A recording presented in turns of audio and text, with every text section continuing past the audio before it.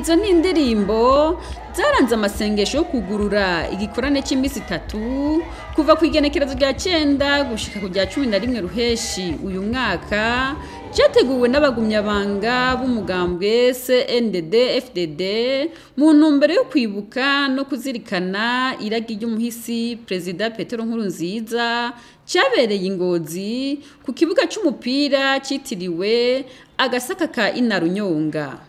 Umukuru w'Inama Nkenguzamateka Nyeniteka SINZOHAGERA akaba yarifadikanije n'abagumyabanga isinzi muri ayo masengesho yatanguye inyuma y'umutaga muri iyo ntara ya Ngozi. Ijambo ry'urufatiro muri ico gikorane rikaba gisunga ibiri mu gitabu cy'ivyagezwe bivuga ngo ntuzobikure mu kanwa kawe, ariko uzokwa muvyiyumvira ko ku murango no mwijoro, kugira ngo ubone kwitondera ivyanditswemwo vyose, niho ivyawe bizogenda neza ukagira amahirwe.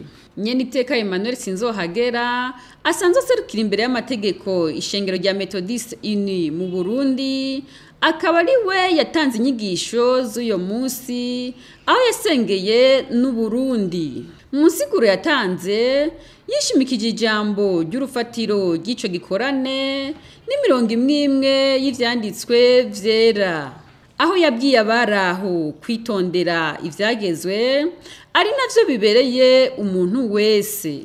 Yasavye abagumyabanga kwitondera ivyagezwe nk'uko umuhisi Nyenicubahiro Petero Nkurunziza yabigize, aca asaba abarundi ko batokwibuka gusa uwo muhisi, ariko ko boshira mu ngiro iragi ryiwe.